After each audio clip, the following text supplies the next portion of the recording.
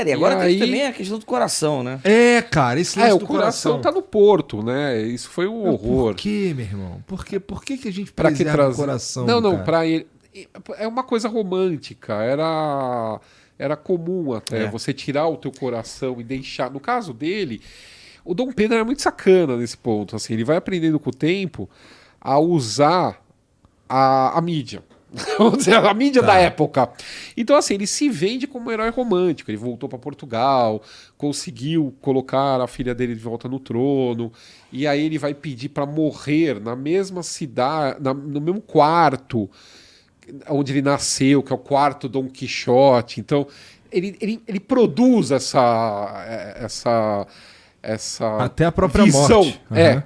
E aí essa questão do Porto é porque a entrada dos liberais portugueses foi pelo Porto. Ele lutou no Porto, sofreu o cerco do Porto, e aí o Porto vira o grande referencial dessa luta pela liberdade de Portugal. Então ele faz questão que doe o coração dele para a cidade do Porto. Aí embalsamado tal, e é doado, e daí trouxeram para cá. Cara, né? Muita gente, na verdade, teve parte do corpo cortados, ou, nesse caso daí, doados, para exposição. Por exemplo, Galileu, você vai lá no Museu de Florença, tem o dedo dele. Um monte de santo, né? Porque isso daí a Igreja Católica também estimulou que todo o templo de fé tivesse alguma relíquia de santo.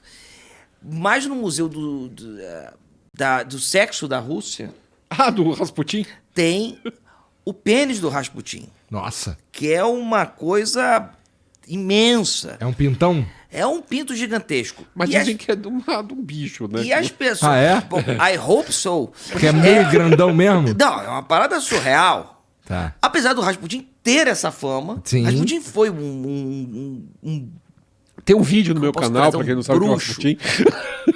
Rasputin era um bruxo e ele também aconselhava. Ele era o grande conselheiro... da czarina.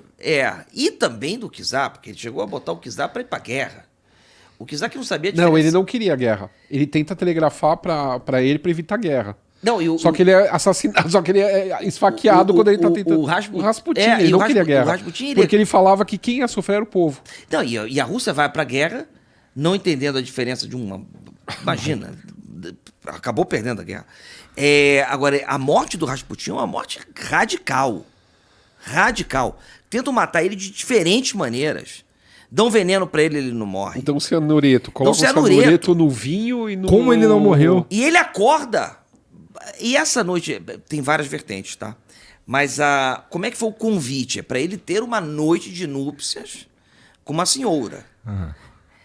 E aí ele vai. Quando ele chega lá, começa um entorragem, né? Vamos dar aqui alguma coisa.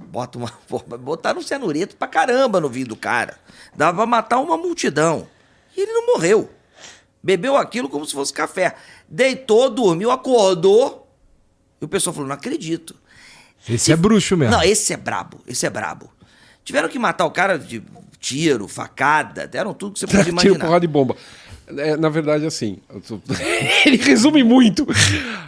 Tinha um tal de Príncipe Yusupov que a mulher dele era uma das mais belas do Império, a Irina, que era sobrinha do czar. Que era linda. E aí ele fala que o Rasputin ia conhecer ela.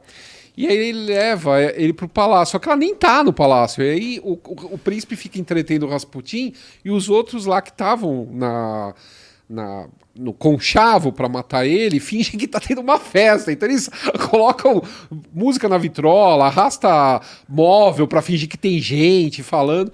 E o Yusupov, coitado, lá dando veneno pro cara, o cara não morria. E aí até que o sobrinho primo do imperador, o Grão-Duque Dmitri, dá a arma para ele e fala, mata ele. Aí ele mata. Ele fala, reza. Mas aí... não antes de dar veneno. Primeiro dá veneno, o cara não morre. E atira, mas não mata na primeira. Não, ele atira e ele cai. E acham que ele tá morto. Olha só, o maluco toma um tiro.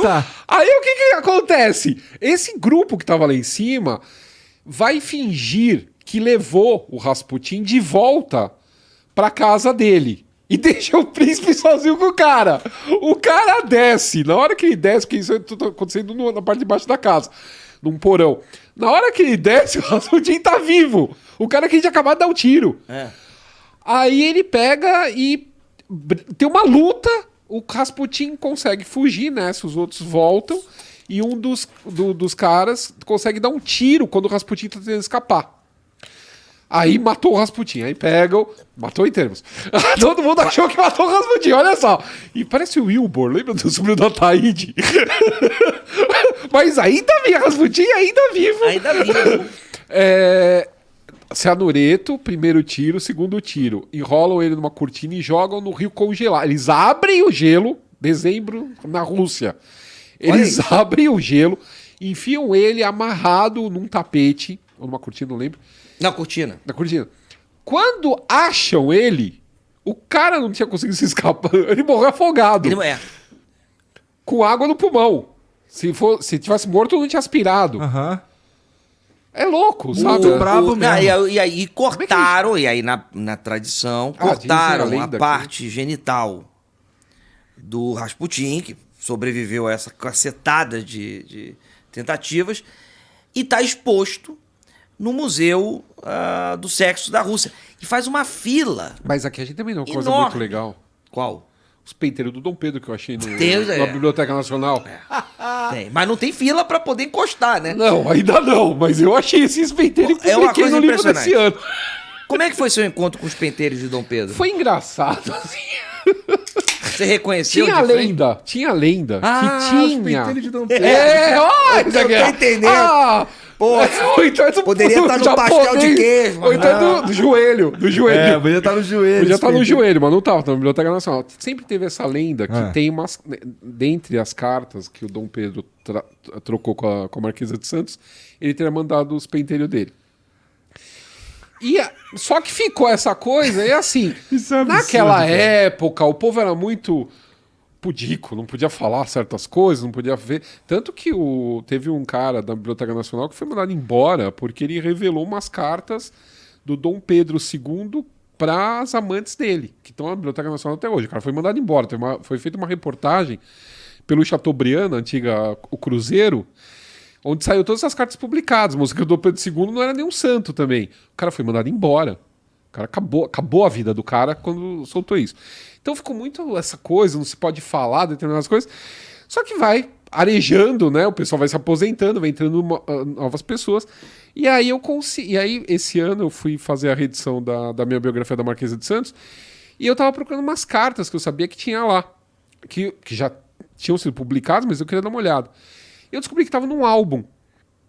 E aí, com as cartas que eu encontro coladinho lá, um pedacinho de papel, e aí você abre o papel, tava lá, do lado das cartas da Marquesa de Santos. Os pentelhos. Cara, você sabe que o Napoleão, você falou do Napoleão, mas o Napoleão também tem uma história clássica, Dizem né? que tiraram, né? Tiraram? Também tem aí, por aí, me mostrar o negócio.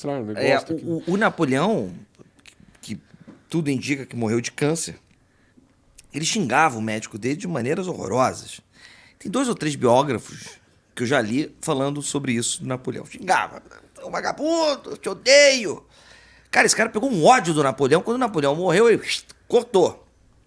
E o pinto do Napoleão, cara, fez uma epopeia. Chegou a ser leiloado em Londres. Chamou muita atenção pelo tamanho, mas ao contrário do Rasputin, era diminuto. Era um cotoco de charuto. E, cara, ele foi sendo comprado. Comprou, um investidor comprou, não sei o que e tal. E virou uma epopeia o pinto de Napoleão, que até hoje é uma dúvida se ele sobreviveu a essa epopeia ou não. Ninguém sabe onde está o pinto do Napoleão. Ninguém sabe. Não, até tem uma Me teoria. mandaram uma foto. Não, tem caminhos que entregam onde estão, mas também nem todo mundo sabe se é verdade. Que é o real. Porque pode ter... Tá. Porque também, como tem fake news, tem falsificação de pinto do Napoleão. Então, olha que maluquice. Isso vale para outros órgãos de outras pessoas.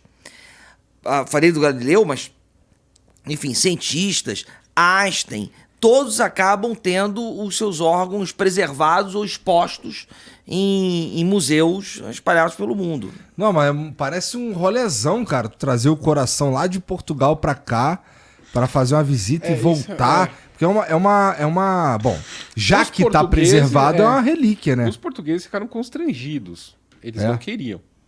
Porque não se mostra nem em Portugal. Tem essa. Houve um constrangimento diplomático porque não se queria. Só que ficou aquela coisa, aquela saia justa. Se a gente não liberar, vão falar que a gente tá de marra com os brasileiros, vão jogar que, porque a antiga metrópole. Então acabaram liberando. É aquele pedido de merda que você fica. Cara. E assim, todo mundo que foi em Brasília. Teu irmão te pediu o videogame emprestado. Só quem é de Brasília, que foi pra Brasília ver o coração, viu o coração. E era cronometrado, você não podia ficar muito tempo lá. Então não dava nem pra ler a contextualização daqui. Até agora não fez muito sentido essa visita. Nada. A gente sabe que foi uma. Era uma coisa meio de relíquia de santo, né? Parece aquela coisa de. Mas lá em Portugal ele fica intocado, assim, as pessoas não podem ver. Fica numa igreja, num cofre que tem na lateral do altar, na igreja do Porto. Eu visitei essa igreja, conheço a Irmandade. E só abre de X em X anos para ver o líquido de conservação. É uma coisa técnica, entendeu? Você não fica fuçando naquilo. E aqui a gente veio para cá, entendeu? Botou a culha, Só que lá também eles falaram, bom, já que a gente vai para o Brasil, vamos liberar. E aí eles mostraram primeiro lá para a própria população da cidade que nunca tinha visto aquilo.